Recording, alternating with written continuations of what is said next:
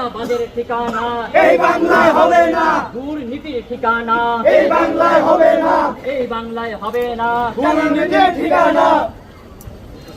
আজকে সিনিয়র বা উচ্চতর কর্মকর্তা যার সাথে কথা বলার জন্য আমাদেরকে এখানে দাঁড় করানো হয়েছিল, আমি তাদেরকে বলতে চাচ্ছি যে আপনারা যখনই আসেন, সিনিয়র কর্মকর্তাদের মধ্যে যেই আসেন, যখনই আসেন আমাদের এই উপহারটি সাদরে গ্রহণ করে আমাদেরকে ধন্য করবেন। আপনাদের